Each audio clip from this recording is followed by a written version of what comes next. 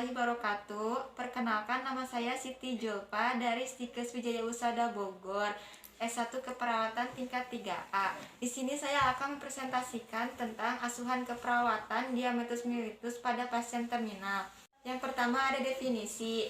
Diabetes berasal dari bahasa Yunani yang berarti mengalirkan atau mengalirkan sipton. Mellitus berasal dari bahasa Latin yang bermakna manis atau madu. Penyakit diabetes mellitus dapat diartikan individu yang mengalirkan volume urin yang banyak dengan kadar glukosa tinggi. Diabetes mellitus adalah penyakit hipoglikemia yang ditandai dengan ketidakadaan absolut insulin atau penurunan relatif insensitivitas sel terhadap insulin. Selanjutnya ada etiologi. Yang pertama itu diabetes tipe 1. Ada faktor genetik, faktor imunologi, faktor lingkungan. Kemudian ada diabetes tipe 2. Mekanisme yang tepat yang menyebabkan resistensi insulin dan gangguan sekresi insulin pada diabetes tipe 2 masih belum diketahui faktor-faktor resiko. Faktor resikonya itu yang pertama usia. Resistensi insulin cenderung meningkat pada usia di atas 65 tahun. Kemudian ada obesitas dan riwayat keluarga. Selanjutnya tipe diabetes mellitus dibagi menjadi 3 bagian. Yang pertama itu diabetes mellitus tipe 1 adalah penyakit hipoglikemia akibat ketidakadaan absolut insulin. Penyakit ini disebut diabetes mellitus dependent insulin DMDI. Kemudian kedua ada diabetes mellitus tipe 2 adalah penyakit hipoglikemia akibat insensitivitas sel terhadap insulin. Kadar insulin mungkin sedikit menurun atau berada dalam rentang normal. Yang ketiga ada diabetes gestasional. Diabetes gestasional terjadi pada wanita hamil yang sebelumnya tidak mengidap diabetes sekitar 50%. Wanita mengidap kelainan ini akan kembali ke status non-diabetes setelah kehamilan berakhir. Selanjutnya ada klasifikasi, dibagi menjadi 2 bagian. Yang pertama itu ada IDDM, insulin dependent diabetes mellitus atau diabetes mellitus tergantung insulin DMTI. Kemudian ada NIDDM, non insulin dependent diabetes mellitus atau diabetes mellitus tidak tergantung insulin DMTTI. Selanjutnya ada manifestasi klinis. Yang pertama itu diabetes tipe 1.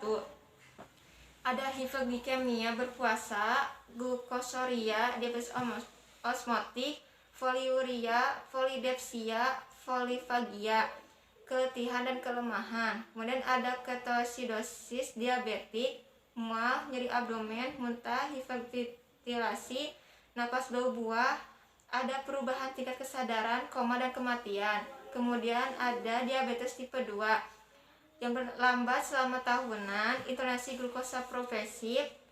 Gejala seringkali ringan mencakup keletihan, mudah tersinggung, poliuria, polidipsia, luka pada kulit yang sembuhnya lama, infeksi vagina, penglihatan kabur, komplikasi jangka panjang, retinopati, neuropati, penyakit vaskular perifer. Selanjutnya ada patofisiologi. Pengurangan penggunaan glukosa oleh sel-sel tubuh yang dapat menyebabkan peningkatan konsentrasi glukosa dalam darah setinggi 300 sampai 1200 mg per mili.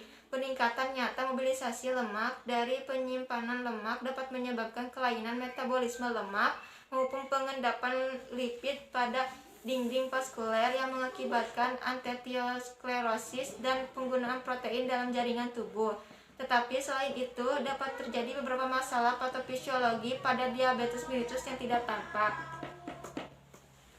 Selanjutnya ada pemeriksaan diagnostik. Yang pertama itu ada glukosa darah, glukosa urin, benda ketan dalam urin, dan pemeriksaan lain seperti fungsi ginjal, ureum, kreatinin, lemak darah, kolesterol, HDL, LDL, dan triglycerid. Fungsi hati, antibodi antisel, insula, Langerhans, inslet, cekel antibody.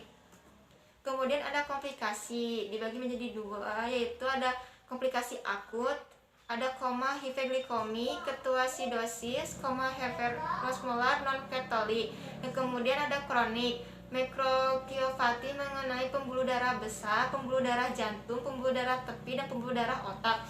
Yang keduanya ada mikrogifati mengenai pembuluh darah kecil, renapati diabetik, neopati diabetik dan rentan infeksi seperti TBC, ginggitis dan ISK dan kaki diabetik.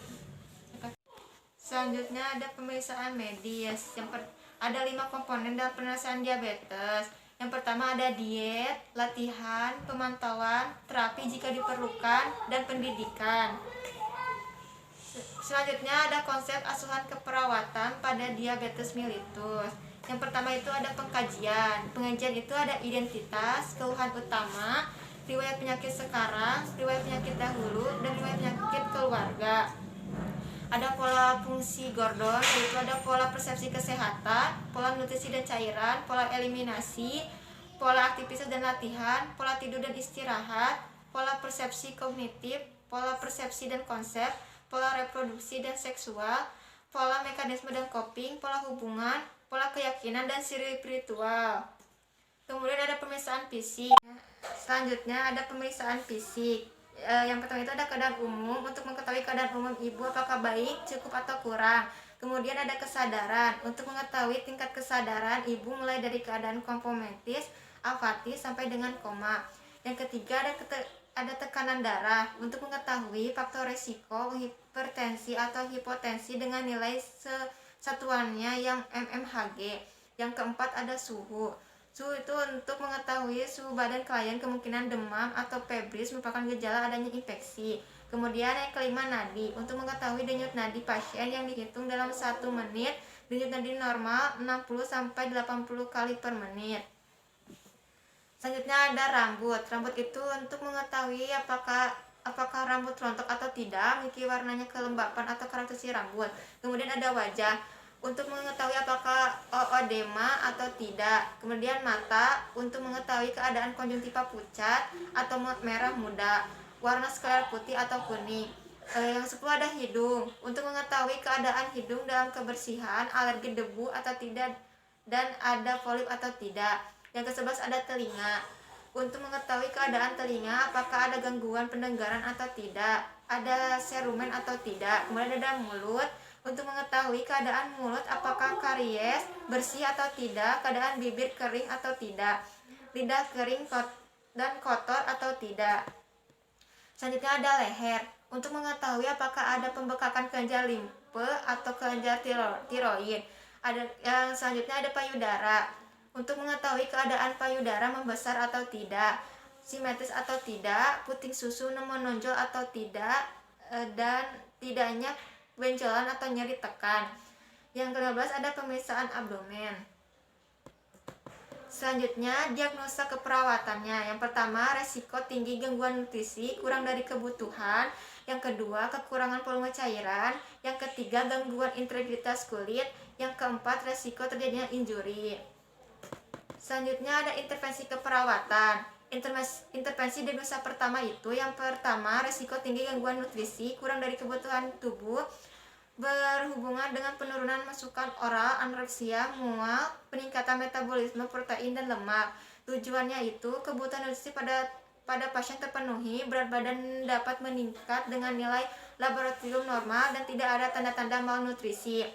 Kriteria hasilnya itu pasien dapat mencerna jumlah kalori atau nutrien yang tepat, berat badan stabil atau penambahan ke arah rentang biasanya. Intervensi dan implementasinya.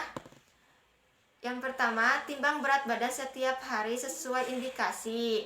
Rasionya mengetahui pemasukan makan yang adekuat. Yang kedua, tentukan program diet dan pola makan pasien dibandingkan dengan makanan yang dapat dihabiskan pasien. Rasionalnya itu mengidentifikasi penyimpangan dari kebutuhan. Yang ketiga itu auskultasi bising usus, catat adanya nyeri abdomen, perut kembung, mual muntah, pertahanan puasa sesuai indikasi.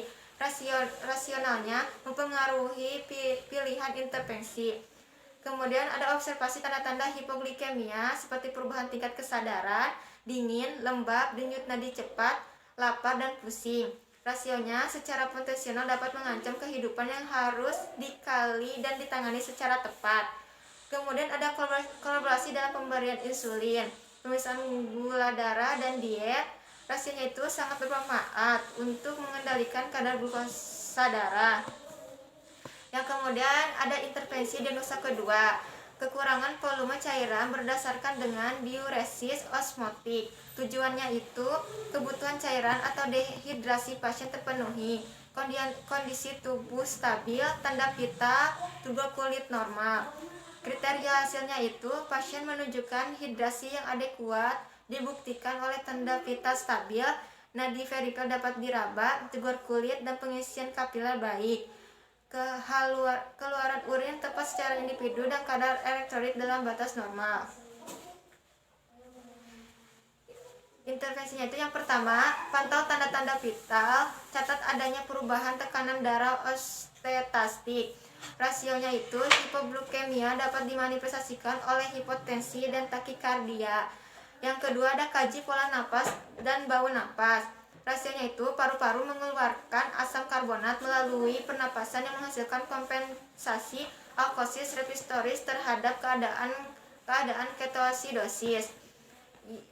Rasionya yang ketiga itu ada kaji suhu, warna, dan kelembapan kulit.